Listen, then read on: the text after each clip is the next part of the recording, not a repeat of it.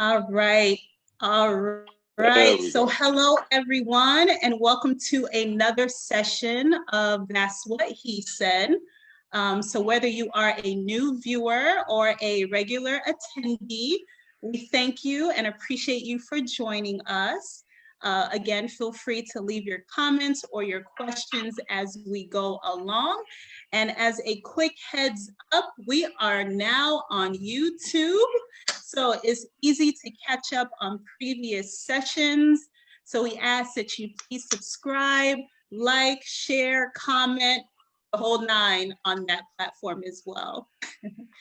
All right, so we have the crew with us. We have Mark, we got Mentor, Jomo, and Cassandra. Guys, you want to say hello? Hello, everyone, and welcome, Miss Janice. Greetings, Earthlings. Hello, everyone. This is a mess. Good evening for you guys on the East Coast.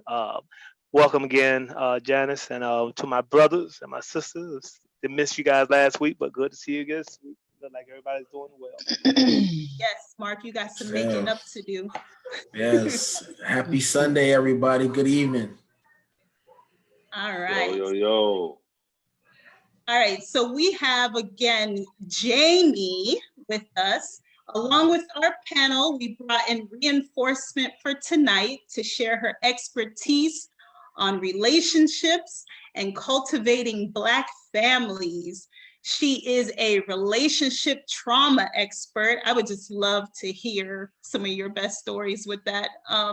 She is a licensed psychotherapist, and she is owner of Life Counseling Solutions. So everyone, let's give a warm welcome to Janie Lacy. Janie, would you like to say hello and tell us a little bit about your work? Well, good evening, everyone. I am honored to be here with the fabulous looking crew. So a few things, we have all been broken or hurt in relationships. So my passion and my job is to help people heal in relationship. And I do that by a variety of ways. So I am the founder of Life Counseling Solutions in the Orlando, Florida area.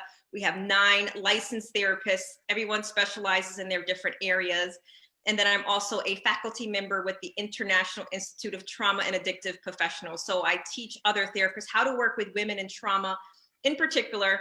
And then I do a host of other things as television commentary. And I have a signature program called Woman Redeemed. And Woman Redeemed was birthed out of the murder of my eldest sister.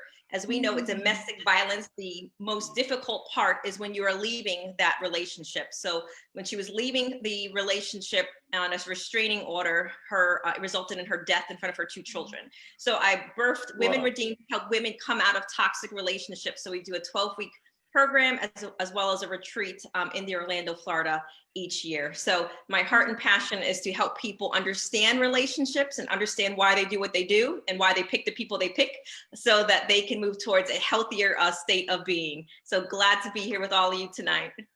Wow, that's amazing. Whew. All right, so just the introduction was deep. And you have a lot of expertise in those areas of pain. And that tends to be an area where culturally we don't talk a lot about. So this is going to be interesting. And I do want to thank the fellas and Cassandra for joining in, because sometimes in our culture, when you hear counselor or therapist, you're kind of like, hold up, hold on now. So I want to throw a quick question out to the panel and to the chat as well. What is the first thing, and you could be honest, we're not going to hurt Janie's feelings, but be honest, what is the first thing that comes to mind when you hear counselor or therapist? Something's wrong. Yeah. Or I'm in trouble. Yeah. What do you think, Mentor? God bless all of us. And I say us because my name is Mentor. And I'm in that counselor or therapist group, and God bless us, man. Yeah. Yeah, Pretty you guys much. That's take the on a first lot. thing, anyway, that comes to mind. Yeah. Oh yeah. You know, and I'm sure for a lot of people, it's fear of opening up, sharing your true self to somebody that you don't know. Oh yeah. Yeah. Joe? They're good for the people. Huh? They're good for the people. They're good for the people. Yeah. Would you like to elaborate on that, Joe? Joe said, I ain't going to know. Yeah, I mean, for some people, I mean, it's really something that could really help them out, and for others, is it's more than just a mentor or a counselor. It's a lot deeper. So that's why I said it's good for the people. Some people really do need it because some people, Alicia, in our position, they need people to talk. And sometimes just hearing that voice and somebody that's gonna let them know, these are something that I see, something you should try out. Sometimes it's really good for them. So that's why I say it's good for the people. Yeah, for sure. We got some cool answers in the chat. Yardy Donaldson says, let's grow. So growth is a big one. A neutral person is what Shelly Ann says. So I like that. It's kind of like a referee, if you would, to just kind of be like a listening ear, non-judgmental. Because sometimes when you go to your friends, they naturally have your back and they could naturally be biased. Oh, girl, you need to leave him. Or I don't know about her, she's crazy. You know what I mean? Because they naturally defend you.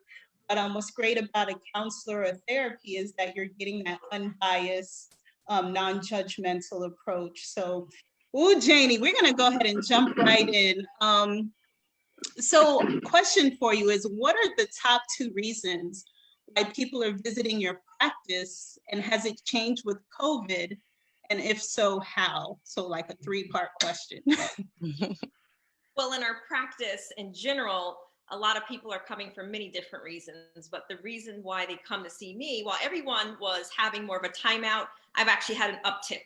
And the uptick has been for many reasons, right? So everyone was kind of forced to take a timeout. And during that period, especially for couples, they realize, okay, now we're home with each other, with the kids. And not only do I not know you, I don't even like you, right? So all of these issues, it's just real, right? So all of these issues are now coming to the surface. So affair discoveries were on an all-time high from my experience, and relapses were happening, whether it was pornography addiction, gambling addiction, drug and alcohol, everything was just, now people are home and they're seeing each other for who they are and discovering a lot of different things, discovering our teens are having issues with pornography in particular. So a lot of addiction issues and betrayal issues.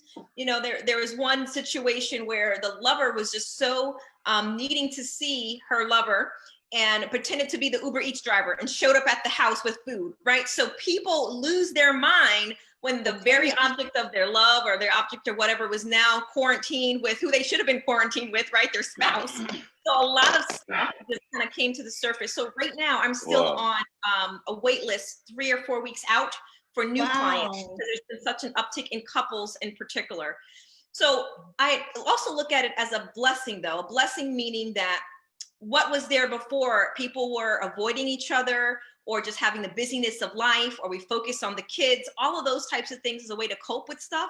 So there's an opportunity now to deal and to heal when the world essentially took a time out. That is so spot on, because we've been distracted for so long, just kind of going with the motions, that now that we are forced to, and in some cases encouraged to, because it's not always a force, to just self-reflect and just be in our own homes with our people. It's been trying. It has, because you don't have that outlet of work. You miss the commutes to and from where you're going to kind of decompress. So I could only imagine how busy you and your practice are at the moment. Anything you want to add, Mentora?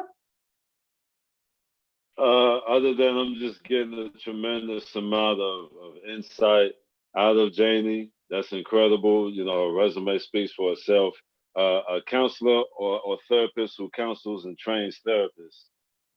speaks for itself. You know, it takes a lot of strength and experience and wisdom to be in that position. And, you know, before I go any further, though, we have a diehard group of fans out there. I just noticed them commenting and sharing our stuff all the time. So I just want to highlight some diehards who are there from day one. Tamara L. Rowe, Loving Me Augustine, Aisha Fothergill, who was also on the show last week, Essence Williams, Jolie Snow Graham, Andy Darrell, Yardi Donaldson, Pancho Villa, Sarah Mather, and another one who's also on here right now, Cassandra Bailey. I just noticed these group of people here, the names are following us religiously. I love it. I appreciate you from the bottom of my heart. Let's keep it going. Hey, awesome. All right. So next question. Janie, what is the state of the union for Black families? Like, what would you say is their status at the moment, if you had to kind of sum it up? I think in general, what's been happening, especially since this year, is there's been a time of reflection, right? Not only are we having to educate our children, having a different conversation in our family than we've probably had to have before, but then also looking at each other. How are we as couples or just families in general, our togetherness, and how do we deal with all the emotions that come up? Because I look at it as, especially with what's happening this past year, is an opportunity to understand emotional intelligence in our Black families. And many times we're in situations where we don't know how to deal with emotions because we haven't seen it modeled for us, or we don't even understand our emotions. So we've been having to kind of lean on each other a lot more and having different conversations. So what I feel, if I had to sum up the state of the union of the Black families, is there's been an opportunity more than ever to lean on each other, to lean into each other, and to learn not only what's going on inside of us, but we're also realizing that a lot of other people are experiencing the same thing. So collectively, we're being brought to a place where we're having to face things that we probably were facing more from a micro system before. Now we've had a lot of situations where we're looking at it from a macro system. So we're having conversations, we're having more community. And a part of that's also because of the coronavirus too, right? Just as we are on this platform with Zoom, people are getting in touch with their elders in their family, making sure people are okay, right? So, you know, I think there's more of a collectiveness, togetherness more than ever. And I think there's a beauty in that collectively. Nice. Well put. I'm sorry, Alicia, in the chat, Essence said, discovering our truth and numbing our distractions. For sure, for sure. I love the opportunity that this situation of COVID has brought about, because I don't know if there would ever be a time that gave us permission like this, and kind of just shut out everything else, sports, entertainment, you know, work, like everything has been on hold in order to focus on what is really important. Okay, so are less people getting married? Do you find that less people are getting married? And if so, why? I think generally speaking, people are waiting a lot longer to get married. And overall, the statistics do show less people are getting married because of two reasons. And these are the reasons why. One of them is backed by research. The other one is my opinion. The first one backed by research is there's more cohabitation more than ever. All right, so people are living together. Shacking up, y'all. Yeah, shacking up, you know, all that stuff is happening. And then the other part, which is my opinion, is that less people are tied to the legalism of religious reasons, right? So I think there's a lot more openness and not being tied to, we have to do certain things from almost an old school sense from the church standpoint. So people know they're already having sex, you know, shacking up and all those other things. So they're less tied for their own religious reasons, and less tied because I think the generations now more than ever are they care about what their parents think, but they're less tied to what their parents think than, for example, when I was growing up, right? So I think there's been a shift culturally that contributes to our views around marriage, and that most people are okay with spending time together and living together and building a life together. Let me take this test drive before I really sign the papers over. And a lot of people feel that way. Okay. Mark, what would you like to say to that? Or what's your thoughts? I mean, I agree with her that, it's funny how we push a lot of our youth, especially our young girls, into marriage at early age. Hey, you need to get married, And we never think about, are they ready? Have they been? I think one of the best advice that was given to me before getting married was to go see a marriage counselor and sit with them. And, and they would ask, how well do you know the person you're getting ready to say, I commit to and plan to be with forever?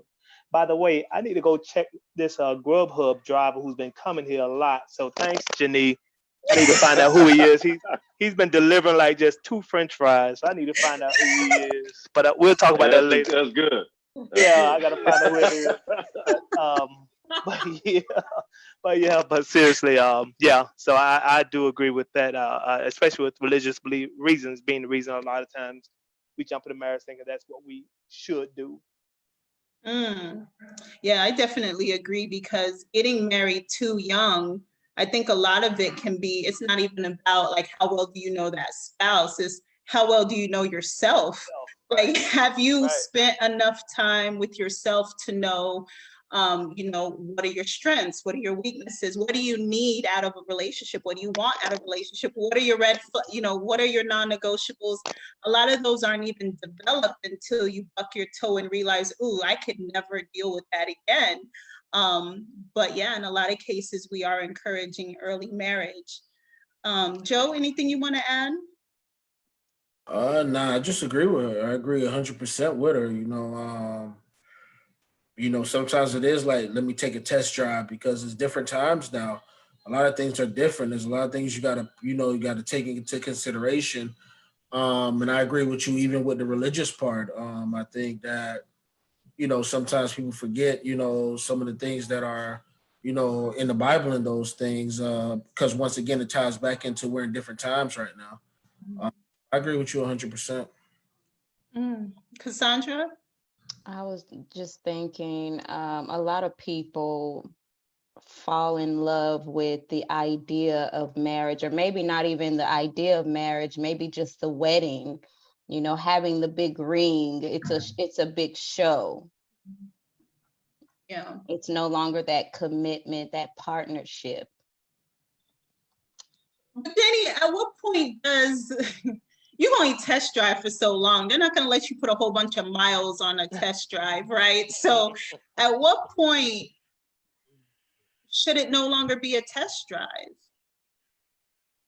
For each couple, it's different. There are couples who are okay with just being in partnership.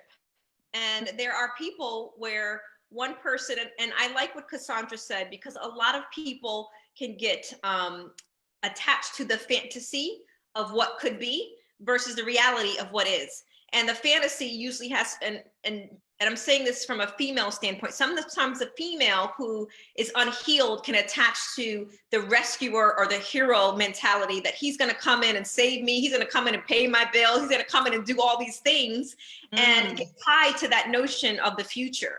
So when couples come in, what I'll see is that sometimes let's kind of make it down to a scenario. The male will say, I don't know if I'm ever ready to get married.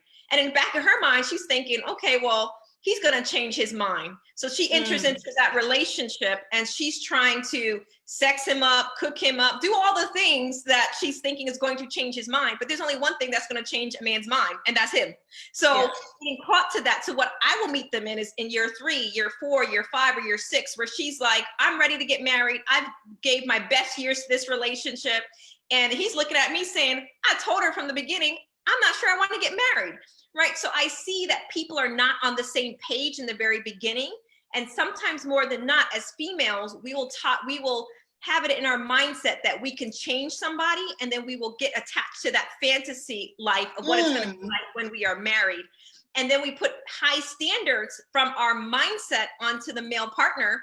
And then what happens if you open the curtains, and I think to myself, the bubble over therapist that says, okay, well, if I was him, I probably would wait to get married to you too, because this is what happens, is that when they live together, then she starts criticizing, she starts sharing her disappointment because she's attached to a fantasy of who he is, and the reality and the fantasy of that is very different. So then she starts criticizing, you're not doing this, or you're not when he was that way from the beginning. So when sometimes they're coming in, couples are coming in, he's like, this is how I was in the beginning, and she's arguing his way out of that in a sense because she's attached to a fantasy. And sometimes for me it's real easy to see that, but I have to be a very gentle approach. Because if she's already coming in angry, but he's staying with that because he's already attached, right? So attachment is very different than love. Love, and I think a lot of times we don't understand that, especially if we've gotten married young, but yet we still stay attached to each other because we don't know ourselves without the other. I think Jomo almost agreed himself out his chair. Wow. Okay. So yeah, the fantasy, the facade, the fantasy, the idea. Mentor, anything you want to say? I'm still hung off of the attachment and love, how she just broke that down. But anyway, why, the question was why less people are getting married, right? Mm-hmm. Times. Just take a look at how marriage was viewed and what it was back in the day, and the traditional aspect of it. You had the man who went to work, the woman who stayed home, she cooked, she cleaned. Like, in theory, it sounds boring, right? Like, you don't really see any of that. You see it sometimes, but only in the wealthy class. In the middle class and lower class, you just don't see that anymore. And it used to be like, we're Bahamians. That used to be in like every household that you saw. So that aspect of it is so different that it directly impacts as to why, the numbers are significantly less. And, it's also many things called, child support and court systems and things that got involved. And it's, I'll talk about that in the poem. Yeah, let's hold off on it. Look, let's hold off on that, because as we talk about these numbers that are going down, let's talk about some numbers that are just staggeringly higher in comparison. Janie, why are Black single parents numbers so much higher than any other race? I think for a couple of reasons, but I'm just going to come through a few of them out there, is that, and I'm going to make some general statements. We do not marry well. We do not partner well. And when we do that, that usually comes from a place of brokenness that we don't even realize we have. And then that goes back to how we've chosen our partner, and then how we've chosen to show up in that relationship. It's within 90% accuracy that we can tell how people fight and how they deal with conflict if they're going to be the couples that last. Most people will think it's infidelity or it's finances. It absolutely is not. We can tell if you are going to be a master of a relationship or a disaster of a relationship, how you do conflict. Are you avoiding conflict, and then are you building that up, and then the avalanche is coming? So we're looking at, we don't know how to pick relationships well, or we get into relationships to avoid the trauma of which we've come from. So then we partner with trauma.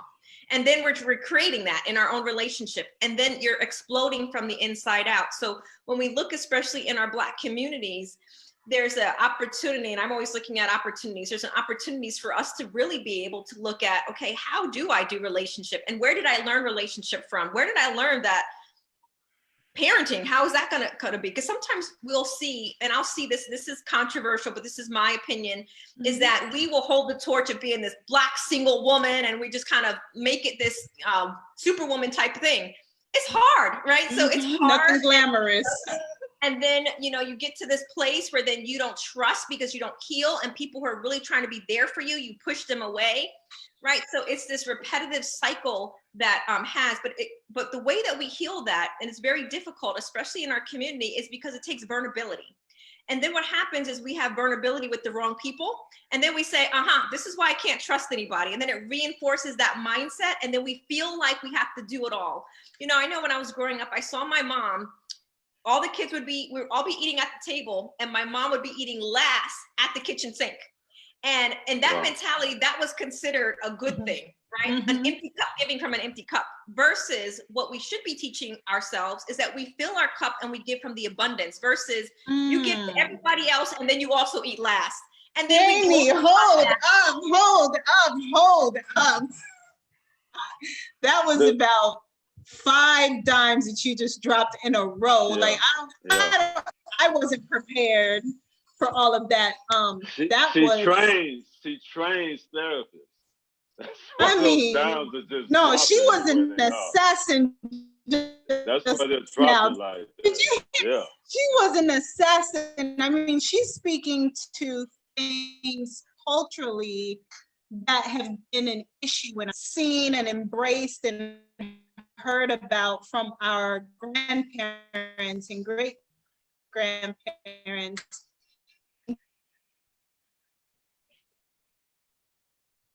Ooh, can you all hear me? I know my connection probably is storming. Okay, now we can. I'm Matt. Calm down a little, Alicia. You're blowing up the mic. Okay, sorry about that. Janie, I'm sorry. I had to recover from. Can you hear me? Yes, I can hear you. Okay. Janie, I promise I didn't mean to cut you off like that, but that was just so much in that moment where, like, some of us are hearing this for the first time, right? Because we've only gone off what we've seen. So go ahead and continue. I'm sorry.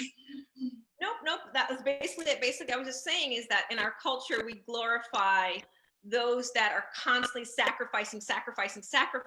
And it's hard for us to break out of that generationally when we uplift that mentality. And I'm not saying that there's nothing to be learned from that, but that comes from, you know, all the way back from, we won't break the lesson down right now, but all the way back from our slavery mentality. And right. And then what happens is we turn it on ourselves versus really learning that we have to understand and give to ourselves in order to break our generational patterns. And then we give from an abundance, right? The way that we break culturally, whole nother conversation, is that Black e-commerce, right? Becoming business owners. But when we look at the successful, you know, Bill Gates and all of the people who are successful as far as business goes, they have emotional intelligence. And for us to be successful, going back to the family, which our conversations are about, we also have to have emotional intelligence. We cannot give what we don't have. And same thing when we look at couples, right? You want someone to understand you and to be there for you, to listen to you and to be your everything. You want him to be your pastor, your lover, your daddy, your brother, your best friend, right? Because we're empty, right? So you're asking someone to give you something that you don't know how to give yourself. And that keeps us in this broken single mom cycle in particular, to go back to the original question. I normally don't take notes, but I was taking notes just then. Look, Listen, I'm like, where's the rewind button? Because that whole thing needs a replay. I'm trying to replay everything in my head because, Janie, I am a single mother since 2008. Okay. Lord, I don't even know what question I have anymore. Like you just read a whole lot. Now, speaking from the brokenness, I can attest to that because growing up, my family was definitely broken with my mom and dad and their issues that they dealt with in childhood molestation. So the brokenness is really real. So when you're trying to find out who you are, not only that, becoming a mother at a very young age, marrying early, and you're saying all of this, that brokenness and not truly healing. And for myself, even after my marriage, I'm thinking, I'm taking time for myself because it took years for me to even get involved with anybody else, to really trust anyone to say, hey, you know what? I can do this again. I still believe in marriage. I still believe in that commitment. And then it comes and it backfires again. So I'm look. Yeah. Oh my gosh. Yeah. Mark? as I was sitting there listening, I was thinking about the whole COVID, how that it has forced us to get to know ourselves, not only our spouses, but it has forced you in a house. If you're a single person, you're going home, you're in a building, four walls, and you're only dealing with you. And what you're hitting on about us, trying to have someone. It was a conversation I had with my daughter just recently, and we was talking about how women or men would expect, and I'll say women, for example, would expect a man to come and please her. And my daughter, even my daughter say, Dad, I need to know how to please myself before I expect something, because if I don't know my own pleasure spots, how do I expect somebody who don't know me to find it? Yeah, and that's the same thing. This Bible class that I go to, our minister always say is that one of the biggest issues that have come is that we've lost our way. We've lost our faith in our Heavenly Father, and therefore we're looking for some outside source to complete us. And we don't know that there's only one that's going to complete you, but we're looking in either being a spouse or animal or business. We're looking for something to complete us, and therefore we make these mistakes of this person look like they're going to complete us, and you don't even know the person, you don't know yourself, and next thing you know, you're in divorce court. So I truly appreciate that, Jenny. That was right on time. That I'm like part mentor, I'm over there taking notes. I'm so glad we're recording this because my notes all over the place right now. Right. Joe? No, I think that was dope, man. I really think that was we really did drop some gems. And it all goes back to knowledge is key. You gotta be willing to study certain things, understand certain things before, jump into certain situations or even trying to do things just off the course. But you drop some gems. Mentor? Yeah, one of the gems, the note that I had to jot down was when she combined the words emotional intelligence. When, when I heard her say that, listen, you can take emotional intelligence, write on the chalkboard, circle it, and then add things to it as to what it is. And so much, you will do so well in your relationships if you can embody any kind of emotional intelligence, because think about the exact opposite. When you don't have it, now you're doing extremely dumb things, irrational things, things that are not you. And last but not least, I was listening to a radio show, another poet, a friend of mine, Mother the Creator. She said on air that she was asked, what are the things that you do to love yourself? Because, her confidence is strong. And she said, I looked in the mirror and I told myself, I love you. I said, what? I thought something that simple was fascinating to me. So even the reflection on my cell phone, I then looked at it and I said, I love you, because that's something that I've never done before. Yeah. And it's amazing how it'll make you feel if you repeat it. So that's all I want to add. As a single mom, that's something that we have to do every day, self-affirmations, because you will not survive waiting on someone else to give you that. Listen, as a person, we need to do that. It's funny because I have my 6-year-old and 4-year-old. I started them, and kudos to Luz. Thank you, Luz. But she sent me these kids' affirmations. And as they're going through their 4-minute affirmations of everything that they are, I'm like, man, if I had this when I was younger, I sure would be bad right now. Like, I would be one force to be reckoned with. But hearing them say how they are the leader, and hearing them say how they can overcome anything, and they take chances, and everyone won't like me, and it's okay. At 4 and 6, like I'm just proud to have instilled that in them. But you can't help but think as an adult, like, man, we would be further along if we loved ourselves and knew who we are a lot earlier. A lot earlier. A lot earlier. What do you think, Janie? I do the same thing with my son. And I'm glad that you said, as I'm hearing you say the affirmations, you focus on character versus physical traits, right? Because you are having them download characteristic traits. So every morning before he was getting out of the car, he was saying, I'm strong, I'm brave, and I'm smart. And I have him say the same exact thing every single day, because then it's kind of, we learn by repetition. So when we're telling ourselves affirmation, to Cassandra's point, we want to stick to the same affirmations over and over and over again. Just as we learn unhealthy ways to cope with life over and over again, we have to relearn healthy things over and over again. And then the also thing I would say about affirmations that we sometimes can get wrong is that we can say things that we actually don't believe, or we don't see it. In order for it to really stick to us, we don't have to 100% believe it, but we have to believe some of it.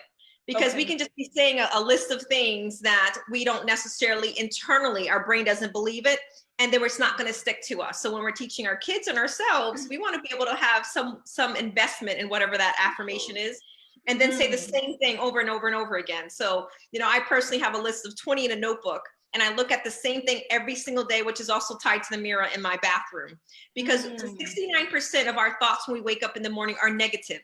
So think about that, 69%. So we have to fight in the morning to get up, just to get up and think of a good day, or look at ourselves in the mirror instead of looking at our flaws, you know, and be able to look at all the great things. But we have to make intentions to do that. We have to be intentional about changing our mindset. So in order for us to change in relationship with ourselves and others, it has to start with our mindset, but it's not easy. It's not easy. And that's why we have to get up and fight for ourselves every single day. Because once we come to a place of where we feel like, okay, I now have something to give, that's the abundance. Versus the empty cup says, I'm waking up, I don't even feel good about myself. And then I'm supposed to go to work and help other people who don't feel good about themselves. How effective will that really be, right? Wow. Guys, we all got homework assignment, okay? This is for the chat included. Our assignment is between now and next Sunday to write down 20 things about ourselves in a notebook and by your mirror in your bedroom.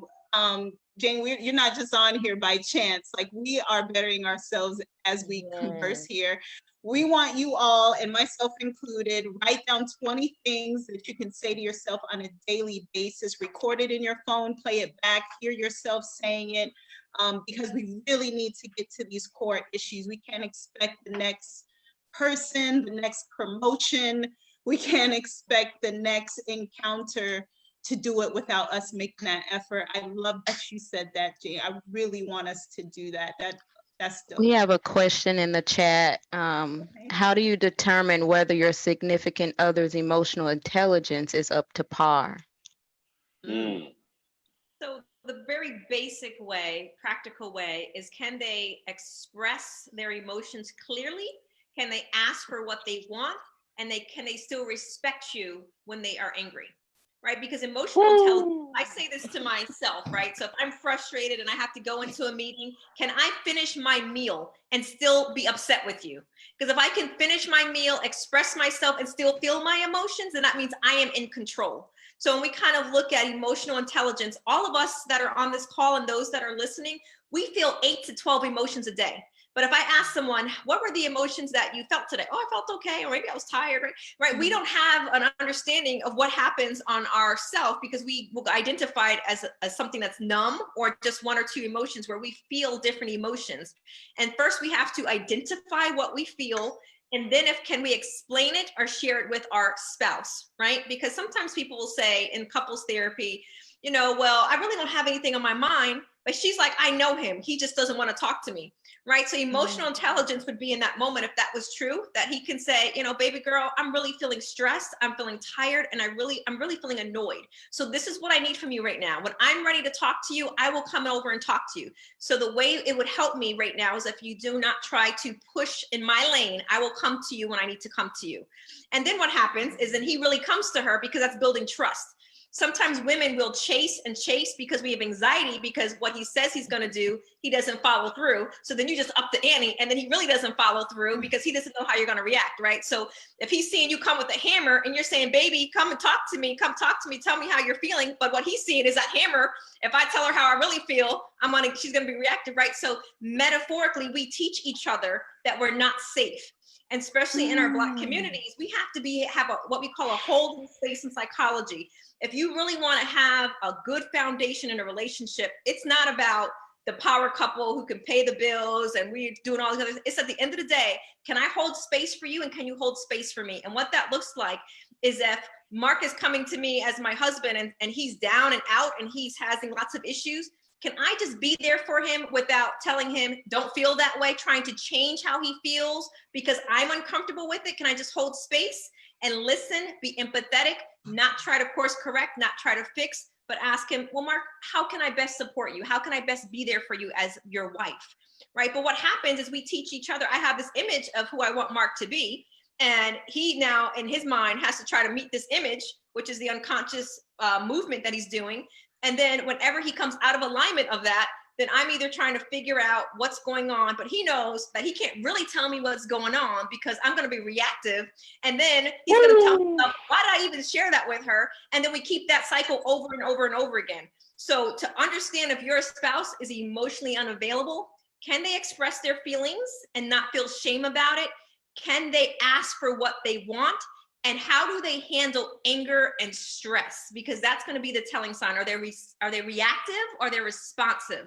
And the goal for all of us is to be so in control. Like I'm teaching my son, that's your superpower, is to be so in control of your feelings. You can express your feelings, but you don't let them get out of control, because that's how, whatever external factors, that's how we have power over you, whether it's in our culture, whether it's in our relationships, is if someone has a hold of, if they can get you to react in a way that's out of your character, they got power over you. And I don't want people to have power over me like that. Absolutely. Woo. I'm gonna jump to the panel. Who would like to talk? I mean, do you have books? Because coming soon. I mean, I will hire you, but you said it's like an 8-couple waiting list or something like that. A 4-week waiting list. She can see you in August. So Yardi Donaldson in the chat says, in explaining what you just dropped on us, Janie, identify, explain, and respect regardless of emotion. Is that kind of summing that up? Yep, that would be good. So you want to be able to identify your emotions. You want to be able to express or share your emotions. And then if you are in one of the negative emotions like anger, frustration, can you still respect the person that you are angry with, right? Because what happens is we do what we call splitting. If I feel bad about Mark as my husband, then I'm going to treat him bad. But a healthy relationship says, I can be upset with Mark as my husband, but I can still respect him and still treat him that way.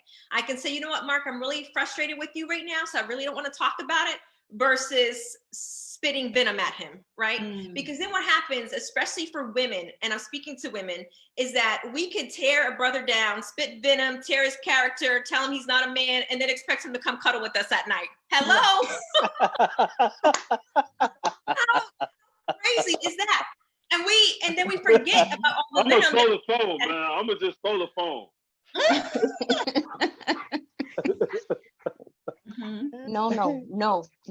No, it's true. That's crazy to even have that expectation. Go ahead, I was just going to ask you about that, but I think you just answered. Is that what would be the other end of that, of the person who is able to express themselves like that, and immediately after the expression say, hey, come on, let's watch a movie? Because should there be a little time of, no, I need to digest what we just, I mean, literally, a friend of mine can switch with her husband, switch like, and then right after that, hey, you want me to fix something to eat? I want to go and sit down. Like, no, I need time to digest what we just. So, is there like a space of, not jumping right into the cuddle from the argument, or is that the ultimate emotional intelligence? Well, everybody's different, right? So what you're talking about is someone who externally processes. So sometimes people, when they're speaking about it, so if you and I are married, Mark, and I'm an external processor, if I tell you how I feel and I'm getting it all out, like I literally vomit on you all my feelings, I'm gonna feel better. So yeah, come on, let's go Netflix and chill. But in your mind, you're an internal processor and you're thinking, okay, hey, I'm Netflix and chilling with you after you just read me my rights, right? I need more time. So what happens in that situation when you're different is that it's your responsibility, Mark, to say, you know what, Janie, I really need some time to process what you just said. So I'm probably going to go in the other room and just kind of do my own thing. So if you want to go ahead and watch the movie, go ahead and watch it without me. And a healthy Janie would say, cool. And I go and watch the movie. The controlling, insecure Janie would say, we're going to watch this movie together. And then I'm going to come start clawing at you. And all over again. All over again, right? Okay. So those are the two. So we want to be in a place where if Mark has a different level of emotions after I expressed it, we can respect that. And I can still go on with my day. An insecure couple would say, if Mark is upset, it's going to make me upset and I can't sleep, I can't eat, and I'm going to go after him, try to fix him, try to figure out what's wrong. Where a healthy Janie was like, okay, cool, you need time, go do your thing. And I can go do my thing because I'm in control of my emotions and I'm not going to let you change my weather. Emotional intelligence. Appreciate right that. there. Thank you. Yes, emotional intelligence. Right there. So, Janie, in your opinion, what are the top 3 questions, 2 or 3 questions that people should ask themselves before getting married before getting married and having kids? Well, there's a lot of things, but if I had to do my top 3 things that I would recommend to anyone who's considering getting married, it's a few things that you want to know about yourself and your partner. And first is, how do you handle stress? Because that person, we all have a shadow side. So when we want to get married, when we couple with someone, we're looking at their best representation of who they are. But what we're really marrying is how they handle stress, how they handle conflict, how they handle their emotions, all of those things, because those are the things which are the things that will lead, right? It's habitual avoidance of conflict, which is what will lead to divorce or breakup. So you want to think about, how do I handle stress and how do they handle stress is the first thing. And the second thing, we want to understand our own as well as our partner's history and current relationship to addictive processes around sex, gambling, alcohol, and drugs. Because there are so many couples who I've do relationship therapy with where that's the issue, and that was going on even before they got married. He had an issue with pornography because when he was a teen, that's how he dealt with stress, is through masturbation and porn. She never knew that. So, so all of these things come to a play. And then the third thing you want to know is what is their philosophy on raising kids? So how do you handle stress? What is the current and past relationships to addictive processes like sex, alcohol, drugs, and gambling? And then the third question is, you want to have a clear understanding of their philosophy on raising children. Because if you're going out the gate and they believe in corporate punishment and you don't believe in corporate punishment at all, but you're like, okay, in the back of your head, I'm going to change my mind. It's going to be a big issue later on. For sure.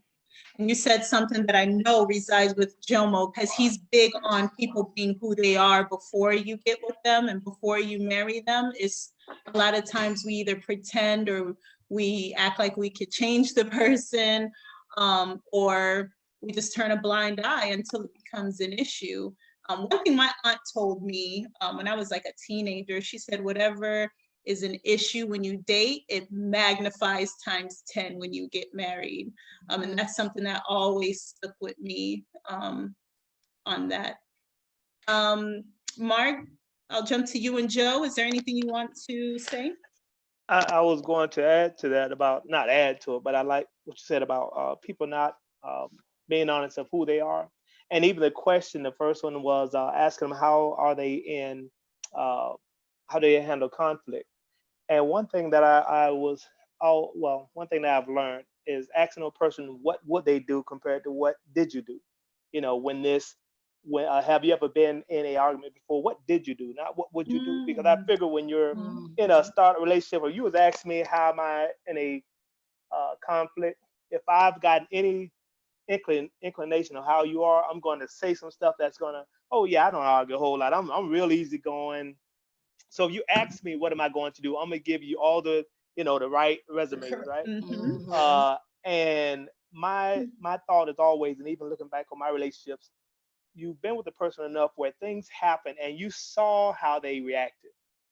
And either you gave them a pass on it, or you let them say, hey, That never happened before. That's the first time that's ever happened. I never cussed people out in the middle of the mall like that. Oh, you know, so I figure there's a lot of signs that we've seen that we either give them a pass on it or just don't want to see, you know, because we like this person, maybe physically we like them so much, we don't want to accept that, okay, especially a person with kids. And one thing my mom always told me, if you meet a woman with kids, just sit back and watch and see how they interact with their kids. And it tells you a lot about them. The same thing I've been told of a woman meeting a man with kids, see how he interacts with his kids. So those three questions, I like that those three questions is something that should be asked, but I'm just wondering more so if you asking them, should you be looking for the results of those three questions opposed to asking them how would they do it? Does that make sense? So what I would tell you, Mark, is those are the topics that you want to make sure you're clear on before you get married. How you ask them is very important, to your point, right? Because you can't just ask someone how they handle conflict, because they're going to show you their best representation. Right. But if you ask them, and this is kind of a way to kind of roll your way in, is when is the last time you've cried? Right. Then you roll into like, when's the last time you were angry? But you use yourself first.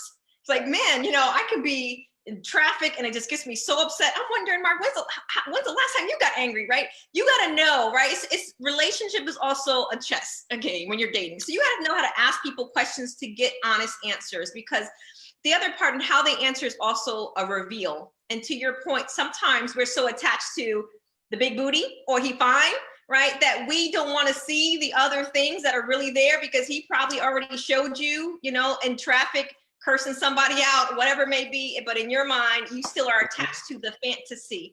Because the other part of it is when their real self shows up and not their representative, are you ready to cut the ties? Are you ready to say that that's not going to work for me? But if we come from chaos, we like chaos. And we will make excuse from chaos. This is why we have to understand our history, because if we come from violence, chaos, drama, and then you say, well, Janie, I really don't like drama, but when I look at your life, you're full of drama. There's a shows up. To me, that's going to be tied to your history that you're in denial of. Because the reason why you make excuses for his anger issues is because you haven't dealt with your daddy, who was an alcoholic, who was drunk in the home, and your mom always made excuses for him. So you're going to familiar. To go to a healthy male and I'm not healed yet is going to feel boring to me. I'm going to say there's something wrong with him. There's no passion, there's no chemistry. So I'm going to move towards chaos, and chaos is going to feel like to passion, because women in particular, we can mistake intensity for intimacy. And then we roll right into that relationship. And then later on, the very thing that we rolled into the relationship in is the very thing that we're trying to roll out of. But now we are attached. And as long as I can get Mark to change, as long as I can get him to change, my life will be great, right? You can hear the fantasy when people are speaking. Joe, you're up. First of all, that was some great information. But my question is, why do people still try to continue if they see it? Because we still have unresolved issues, right? Then when opportunities come up in relationship, there's an unconscious opportunity to heal what we didn't heal, right? So for example, we're talking about unavailable men. So if I know that Mark is my husband, doesn't know how to express his emotions, but yet I still going after it, there's familiarity in me that I can try. If I can fix Mark from an unconscious standpoint, then now I fix my daddy issues, right? Because I'm familiar with my dad, who's being an alcoholic, who never told Janie how much he loved her, never fed into her. So I'm used to that emotionally unavailability. So when it shows up, right, there's an unconscious way it can keep showing up by the men that you pick. But in your mind, you operate because if I can fix this, then it's going to heal me. And that's why we keep chasing. It's like the back walking away. The more the back walks away, the more I'm going to chase it, right? Because my daddy wasn't available. So we have to understand, and sometimes, especially in our Black communities, it's really hard for us to talk about our households and how we were raised, because we feel like we're being disloyal, or we feel shame that's coming up. But, you know, just as when we go to Italy, right, we're looking at these ruins, we got to look at these books to see what's there. We have to understand what was there so we understand who we are. And it's never to blame our parents, but it's to understand who we are so that we can change it. We cannot deal with it unless we are able to look at it for what it is and be able to identify it. And the second part to that is, why do people look at the person that walks away from that chaos as the bad person? When we look at mentality, there's something called Hartman's triangle. And another way to say that is the drama triangle, right? So you're either going to be the offender, you're going to be the victim, or the rescuer. So the person who really, like, I can beat you up, Joe, and tear you down, and then all of a sudden when Joe's leaving, why are you abandoning the family, right? So then I become the victim, and then I put you in the offender position. But then I can also try to get to the position of trying to rescue you back. So in dysfunctional relationships, we're constantly in that triangle. We're either the victim, we're the offender, and we're the rescuer. So that's why Joe can leave the house for a couple of weeks, and now Janie's so cute, he's going over to Joe's mama's house where he's staying, and she's sexing him, she's bringing him food, and then he, for a minute, he gets amnesia and forgot why he left, and then he comes back in the home, and then we're back in the cycle again, right? Because then I became the rescuer in that position, and then when I got him back in place, then my unresolved issues, now I feel secure for the moment. But as soon as things are back in place, I'm going to go back to beating Joe up, right? Because that's what I'm used to, because I'm unhealed. Okay. We have Ronnie in the chat who said, I thought I was skipping out on church today, but Pastor Janie proved me wrong. Wow. Before I move on to the next question, Cassandra, I think you wanted to say something. No, I'm speechless right now. I'm still taking notes. I'm just still in wow. This is a lot. Hold on. Yeah. I'm still trying to process what I'm hearing, because I'm gonna have to go back and replay, because I'm speechless. And one thing I'm realizing, Janie, even with the comments in the chat, even with our responses here on the panel, we're not having enough of these conversations. This is why, like, the information that you're giving us right now, we're so taken back by it. And I'm sure that, this is your daily conversation, but it goes to show just how much our community, our families, we have not invested properly in ourselves. We have not done the work required to dismantle our past and rebuild ourselves to who we want to be. Like, that awareness is no joke. Looking in that mirror and really assessing and answering those tough questions,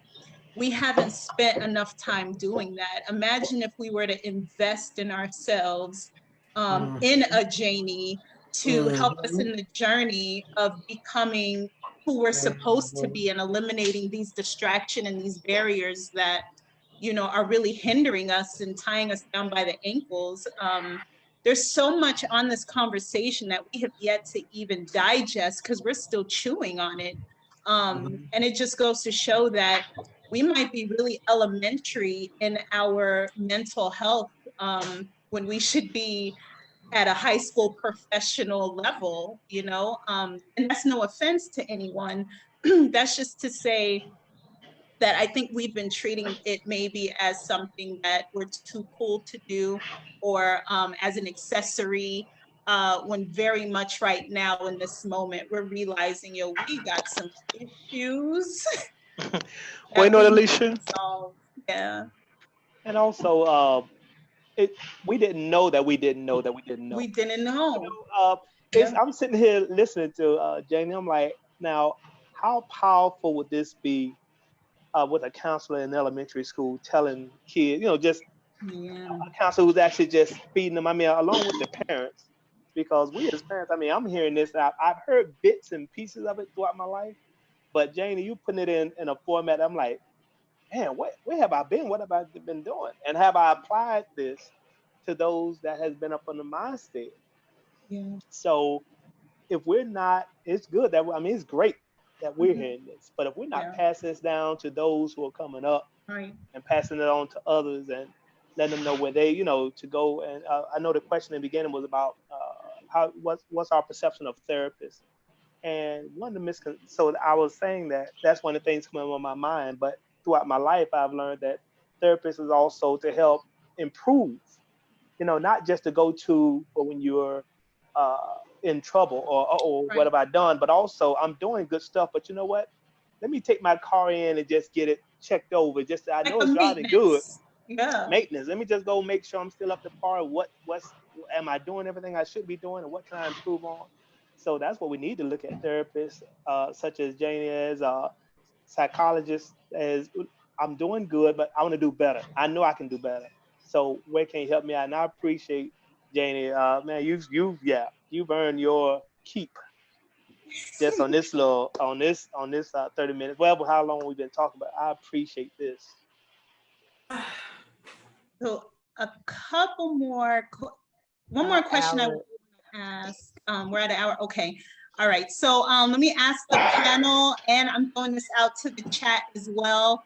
In your opinion, what will it take from both parties, or what will it take for Black families to flourish again?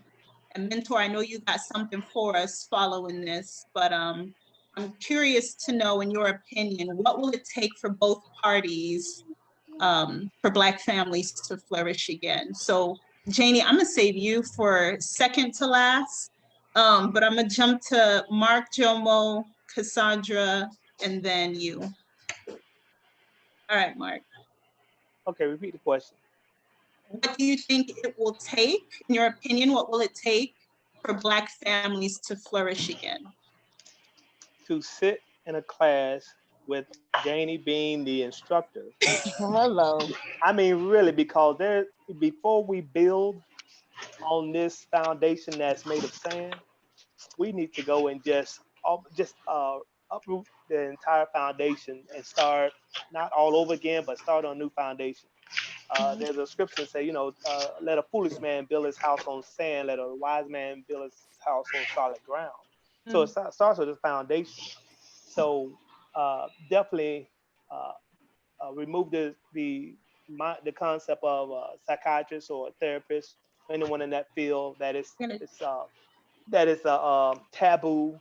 Remove that and go visit one. Sit in one as a individual, as a couple, as a family with kids. We really need. I think that's the thing that's going to get couples and individuals to think for themselves and know what's going to bring their internal happiness before they look outside of that. That's what I think is going to take, sitting there with someone like this. All right, Joe.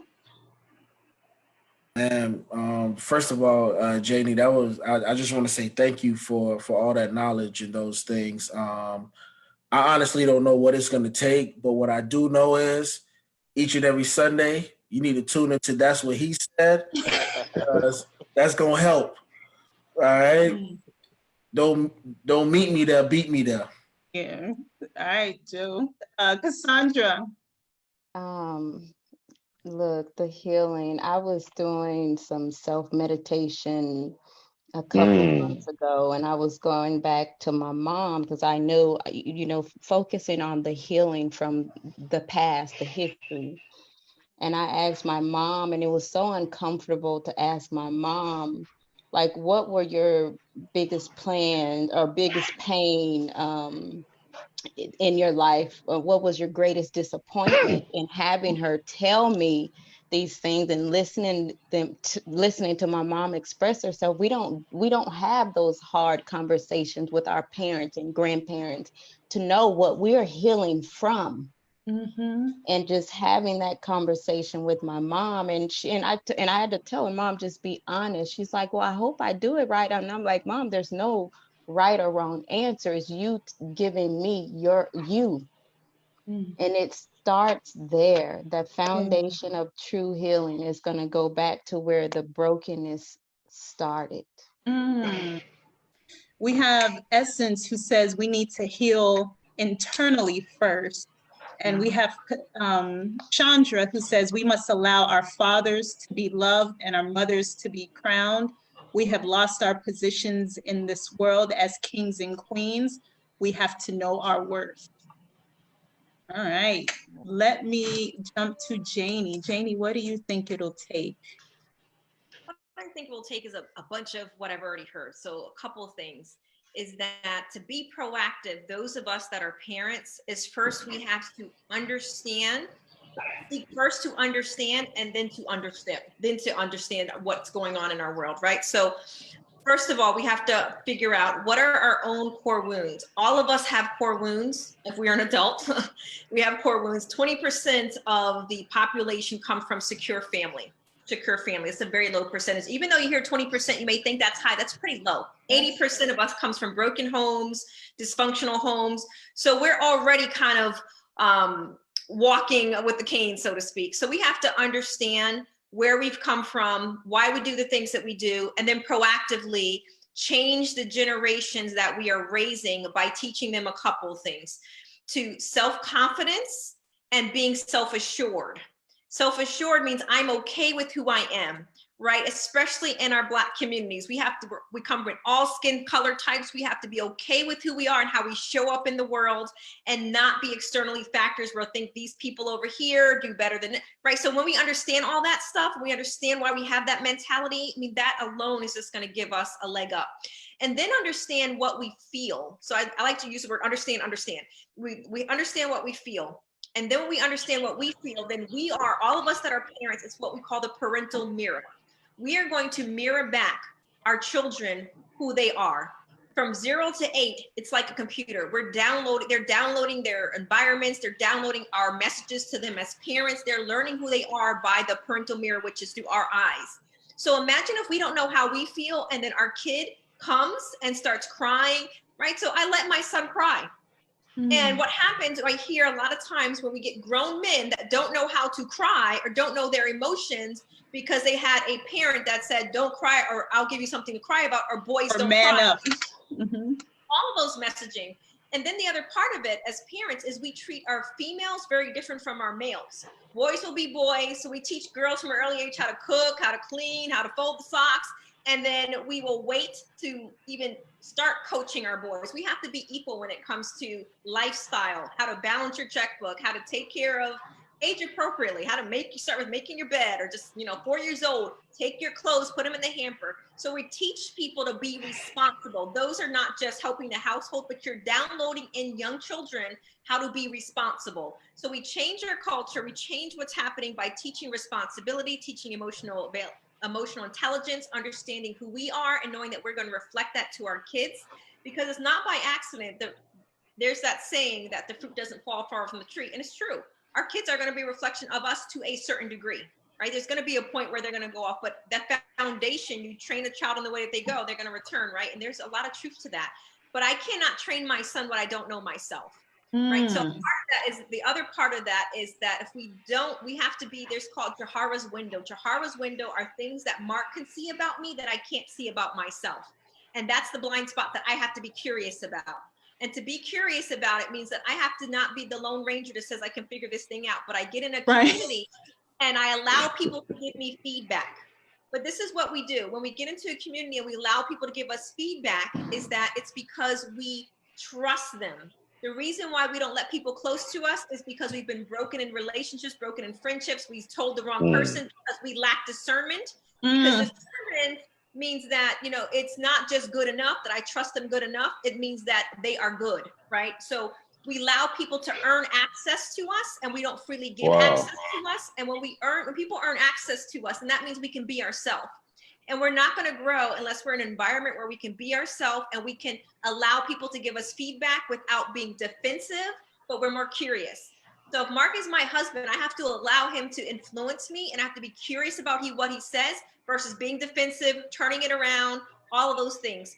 But the core of that is guilt and shame. If we don't understand how guilt and shame shows up in our life, it's going to show up in our relationship.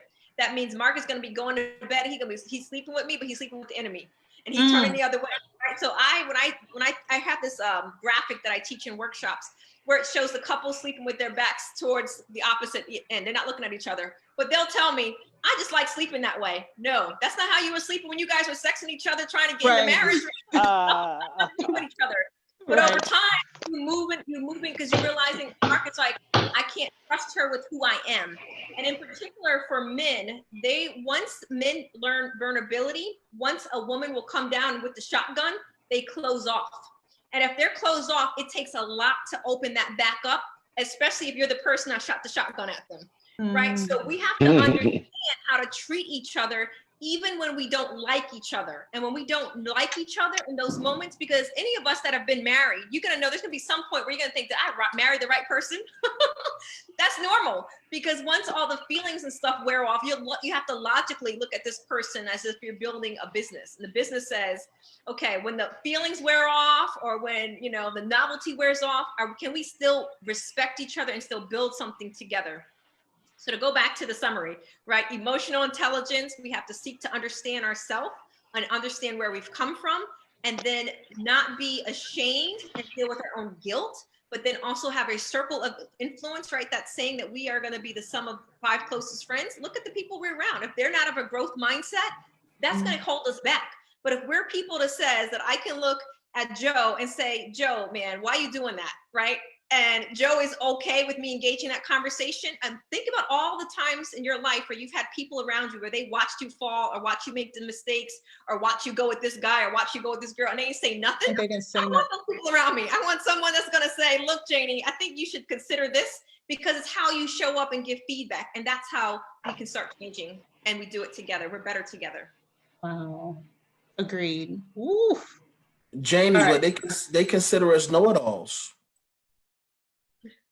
Well, then, Joe, you know what? I would just ask you to consider my opinion. I know that, you know, you have your own mindset, but I just want to tell you to consider my opinion, right? How I did that, it's the approach. When we are aggressive with each other and we step in each other's lane, and I tell Joe, this is how I think you should do it, versus Joe, you know, can I share with you and give you my opinion? We violate each other's boundaries all the time. And even in marriage, if I'm married to Mark, instead of just saying, you know, Mark, can I share you my opinion? No, I'm going to give him my opinion. Right. And when did we start losing the respect for each other? Versus, like, if I'm going to see someone on the street, I'm not going to just give them my opinion. I'm going to say, hey, can I give you a suggestion? We need to start doing that from the inside out. Yeah, I always say, oh, go ahead, Mark. Go ahead, Cassandra. I was going to say, I always say, if I don't agree with one of my friends with a decision, I always say, look, at the end of the day, it's your decision. I'm going to love you even with whatever decision you made. But however, this is what I feel, or my opinion about whatever situation, to kind of ease the blow of me saying, hey, I don't think you should be doing that. But either way, I'm going to love you regardless of your decision. And then at the end, if we have to come to this conversation again, and we're healing from the choice you made, I'm still going to be there. Absolutely. And a point there, Cassandra, is also, if someone tells you they don't want your opinion, how we show up as friends also dictates our emotional maturity, right? Because if I am telling Cassandra that, you know what, I really don't want to hear your opinion, and Cassandra gets mad at me for that, that means she didn't respect me in the beginning. I mean, because when you respect each other's boundaries, that means that, you know, you truly respect that person. It's not about you. If it's about me, then I got to give my opinion. And if she's not going to hear me, I'm going to be upset with her. And then I'm going to go talk to A, B, and C about Cassandra, versus just keeping it between me and Cassandra. Healthy friendships, which is why we need that, is that if I have a problem with Cassandra, I just go to Cassandra. I don't go to Alicia. I don't go to Mark. It's between her and I. And that's where we get to this place where we don't trust each other, because we don't know how to be emotionally mature. So if she doesn't want to talk about it, I need to respect that. Or if she's giving me unsolicited advice, it's my responsibility to say, you know, Cassandra, I really didn't ask you your opinion, so I appreciate if you don't share that with me right now, because I really don't want to hear that, right? So it's how we show up with each other, and that's how we heal, is what in the inside out, our kids, their first introduction to conflict, how you respect each other is in the home, right? So how they see us operate, how they see Mark and I operate as husband and wife, our kids are going to be embodying that. So if they don't see Mark respecting my opinion, what's going to happen? I know that's what I thought when I was growing up. I was thinking, I never want to get married if that's what it's going to look like, right? So we have to think about our own viewpoints around that and be respectful as well.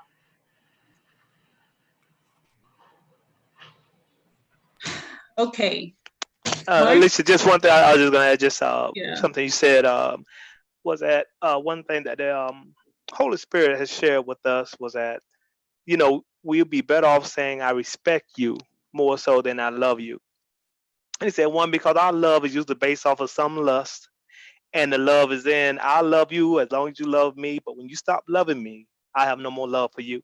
He said, I would rather that you say I have respect for you, because when you, as you was just saying, if I respect a person, that means I'm giving regards to your existence. Mm-hmm. So I love that, Janae. Thanks. Yeah, that's a good one. Janie, we need to know how folks can get in touch with you and your practice as well.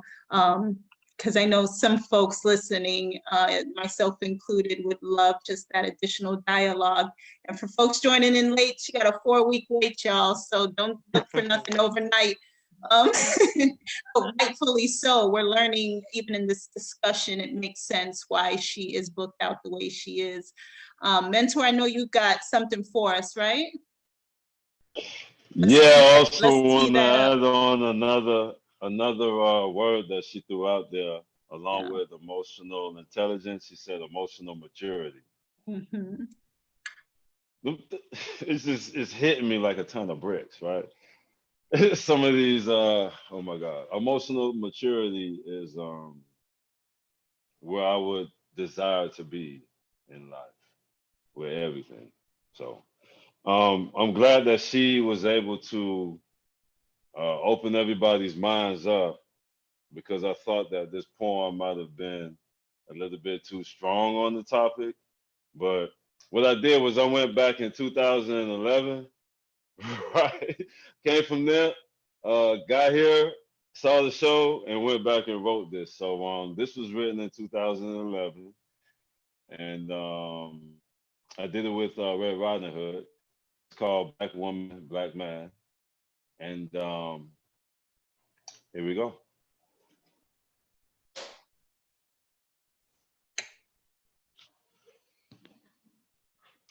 Since the foundation of our race and civilization will die without you, I believe it's time to rekindle the communication lines and break down these walls to make a breakthrough.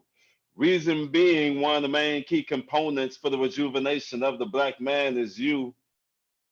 I'm asking the sisterhood to assist in helping the brotherhood to not only find ourselves, but to find a clue. And although the theory that women are from Venus and men are from Mars appears to be true, the formula for functional family neighborhoods and taking some of the pressure, I say taking some of the pressure off of the stressed out brothers in the hood resides in you. Abused children and men with 2 and 3 strikes confide in you. And although you've been raped, beaten, cheated, lied on, exploited, we still take a significant amount of pride in you. And in you lies the motherly instincts to instinctively protect what is naturally good. You actually would go above and beyond to overcompensate for everything that a father actually should be doing. The type of strong Black woman that any logical man should be pursuing. You see, I'm looking for one wife and not just some woman for one night. A mixture of common sense and spontaneous intelligence is more of my type. See, I would like to bridge the gap between the Black man and the Black woman. It's only right. A child support system is disconnecting the generation, throwing off the natural cycle of life, the cause and effect when you disconnect the man away from the Bible and a wife. You see, these simple facts of life are just some of the reasons why I stay up writing this poem all night. It all boils down to, do you want to be a queen or just a baby mama or just a freak that comes out at night? Or do you break the stereotype by not allowing your independence to scare you away from a king in these 3 words, a submissive wife? Now keep in mind that every man is in the same position as T.I. to give you whatever you like, you like. Keep in mind that many men, many men, well, they come from broken homes, and if Papa was a Rolling Stone, then more than likely the son will be just like Daddy, come on. I understand today why Marvin Gaye asked the question, what's going on? Our women endure more pain stronger than indigestion from holding on and sticking by our sides in the role of Bonnie and Clyde as the bad times keep rolling on. But wait, the bad times ain't supposed to last for decades. The pool of men that y'all have to choose from are full of low bank accounts and no Medicaid and no jobs, and the ones that do can't get full off of no minimum wage. So, American Black woman, That's the part when y'all supposed to go, yes. So, American Black woman. Yes. Yes. If you are waiting for a Willie Lynch system to loosen up its boa constrictor grip and waiting for below average men to make the same promises roll off the tip of their lips and waiting to invest in low rewards and high risk problems that you cannot fix, I insist that you really get to know your man first before you compare him with your checklist. And I insist that you take interest in a man that's willing to stick around a lot longer than breakfast. And I insist that he shows you multiple ways of feeling respected instead of buying you a necklace. And I insist that you find a man that goes hard after his dreams and ambitious. And if you so happen to not find a man with these characteristics, as long as you know that you're worth more than just somebody's baby mama mistress, like I insist that even if you put the word bad in front of it, just know that with that word, it attaches everything that comes along with it. And if you do everything that a bad chick does, you can't wonder why they call you a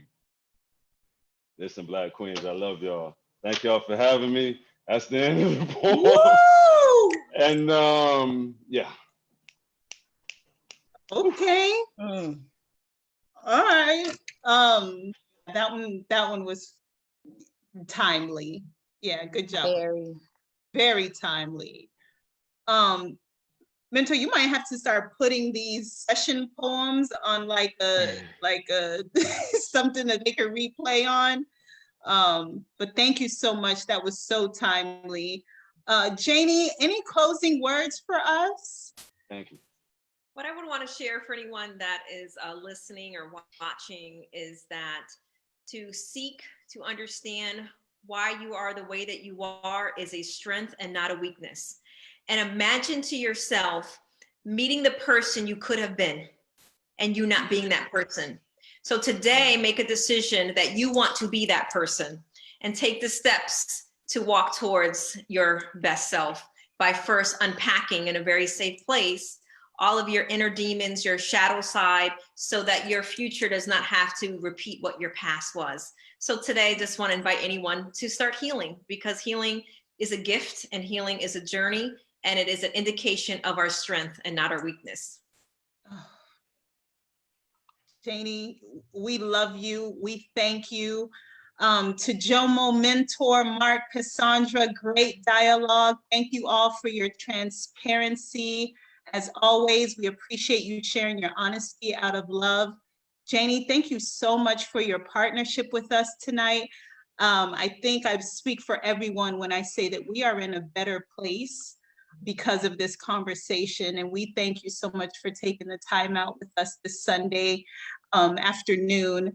For the folks joining in, thank you for spending your valuable time with us and inviting us into your homes. We hope that you found this just as valuable and impactful as we did. So until next Sunday, please take good care of yourselves and others. Good night, everyone. Thank you. My family on the East Coast, you guys take care. Love, peace, oh yeah, you're on light. the East Coast, Mark. Sorry. Good afternoon. Yes.